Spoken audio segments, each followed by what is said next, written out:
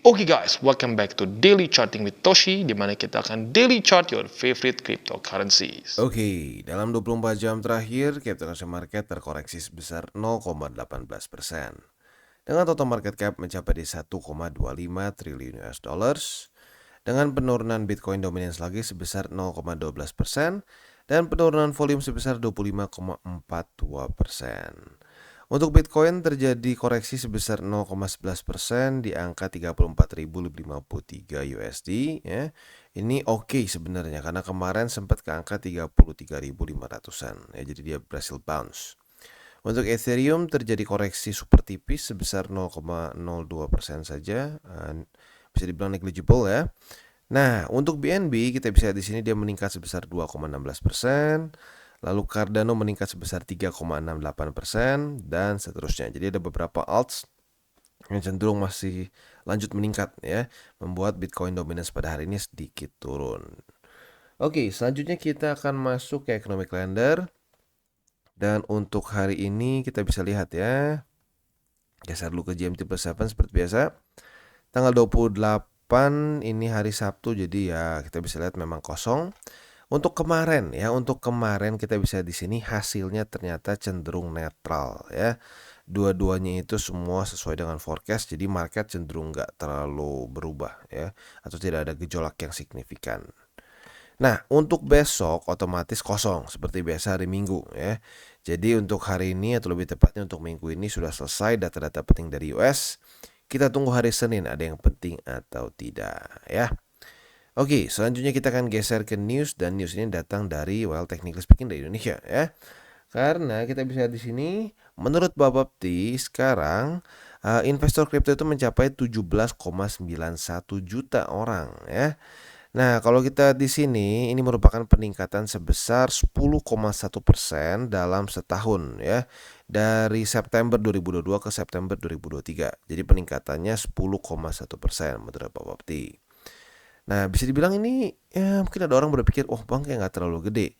Ya, tapi kita harus pikirkan bahwa 2022 ke 2023 ini adalah masa-masa yang bisa dibilang nggak terlalu bagus untuk ya sebenarnya gini, kalau kita ngeliat dari peningkatannya bagus, tetapi dari news-newsnya cenderung nggak terlalu banyak yang bagus begitu ya. Wah, banyak news-news yang menjatuhkan Bitcoin dan lain-lain gitu, terutama di awal-awal tahun.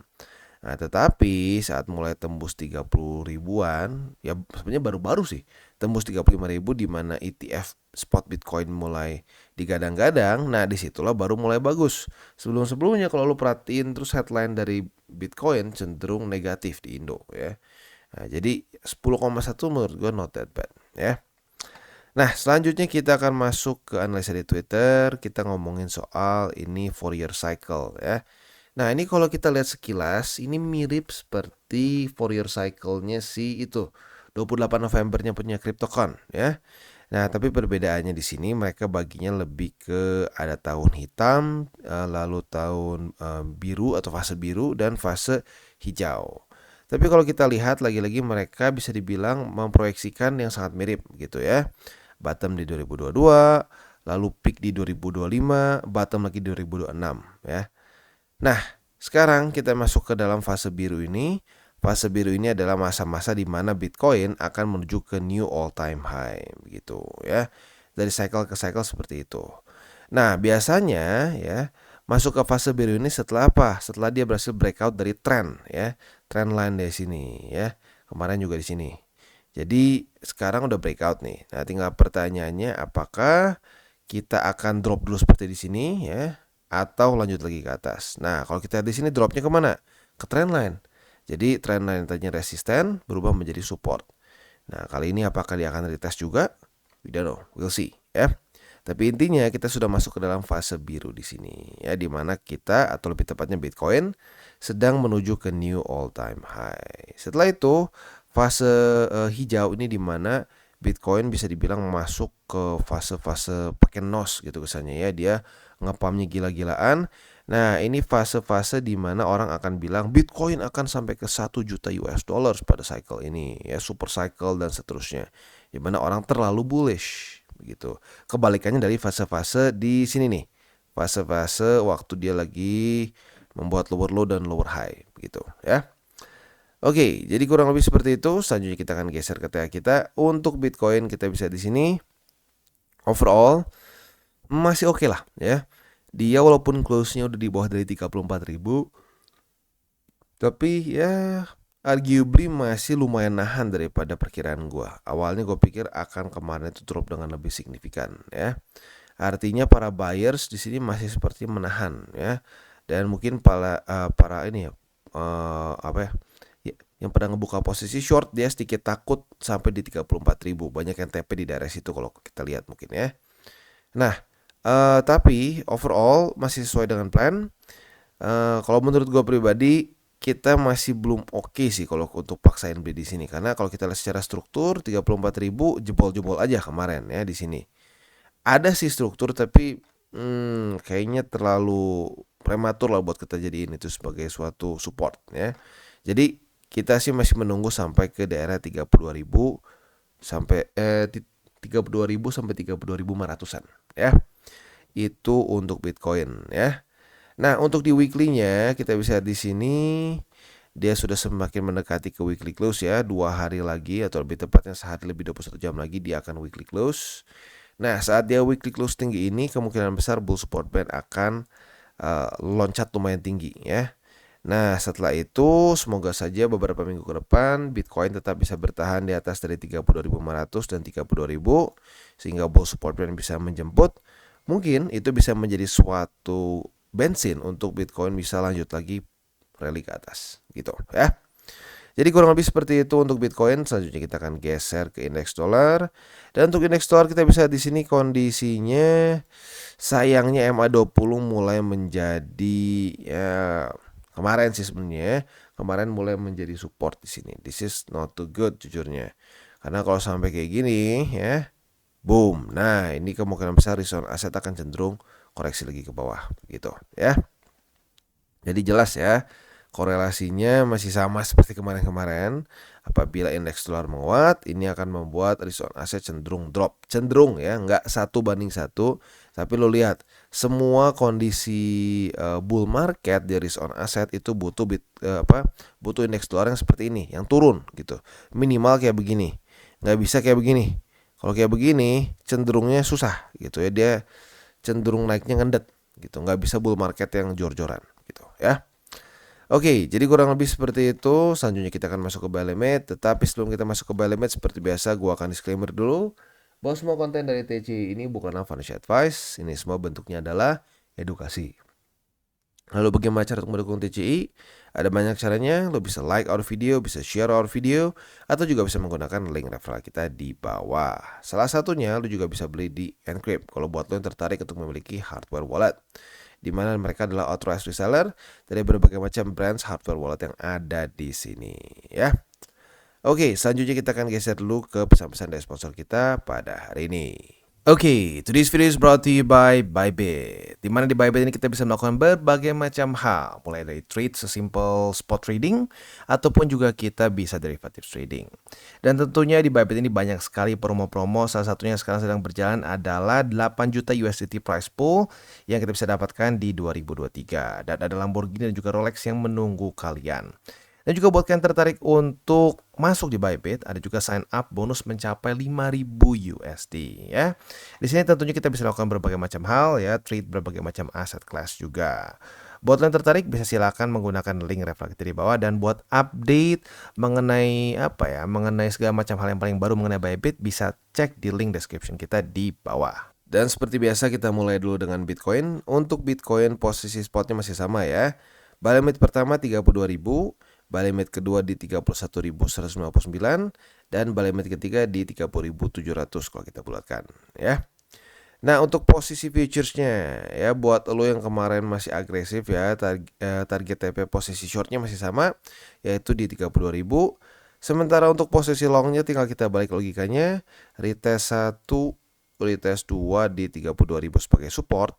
Kita bisa buka posisi long dengan target TP kita di 34.886.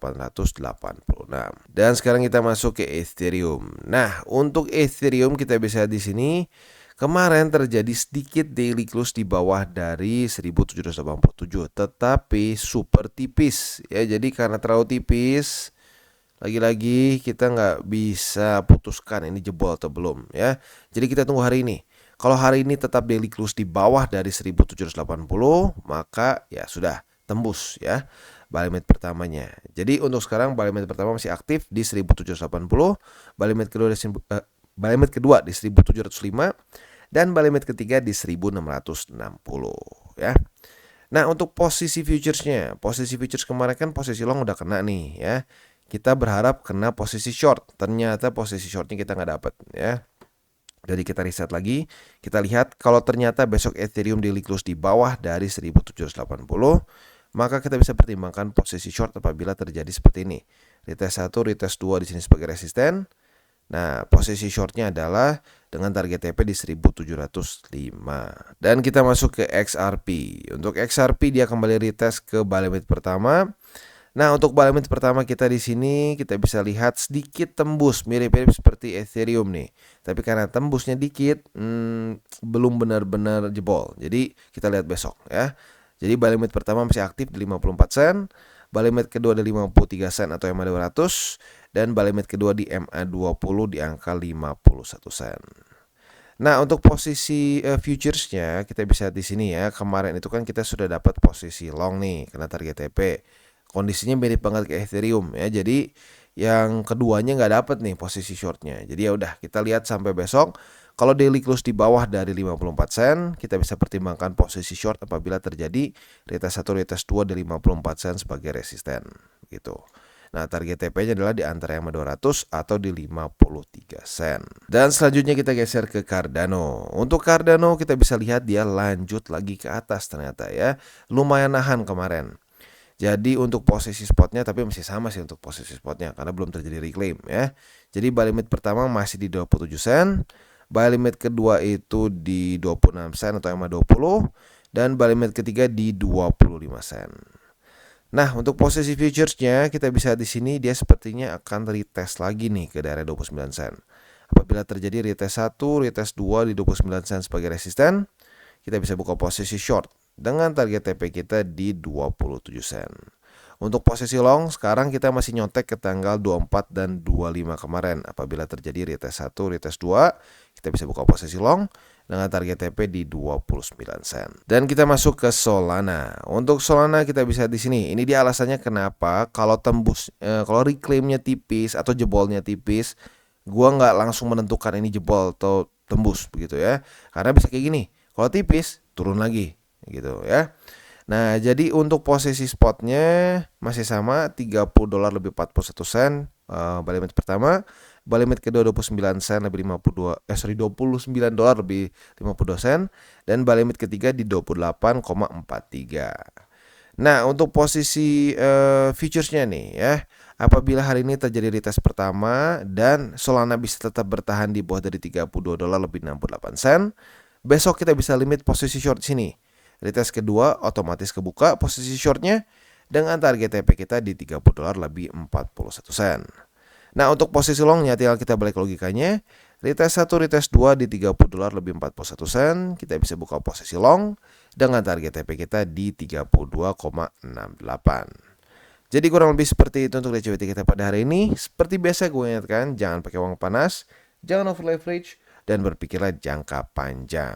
Oke guys, jadi itu adalah akhir dari segmen DCWT kita pada hari ini. Dan jangan lupa bagi kalian yang merasakan manfaat dari segmen ini, jangan lupa untuk share ke teman-teman kalian. Dan apabila lu pengen mensupport channel kita, ya TCI, jangan lupa untuk menggunakan link referral kita di bawah. Nggak wajib ya, tetapi apabila lu menggunakan link referral kita di bawah, ada macam-macam ya, dari Bybit, Huobi, Maxi, toko kripto, dan banyak lagi ya. Ya, walaupun nggak wajib, tapi kalau menggunakan link referral kita, lu secara langsung membantu perkembangan dari TCI. Dan satu lagi, jangan lupa juga untuk join Telegram group kita, di mana kita bisa ngobrol-ngobrol santai mengenai dunia cryptocurrency secara dua arah. So, jangan lupa untuk like, subscribe, klik the bell icon, and see you on the next video.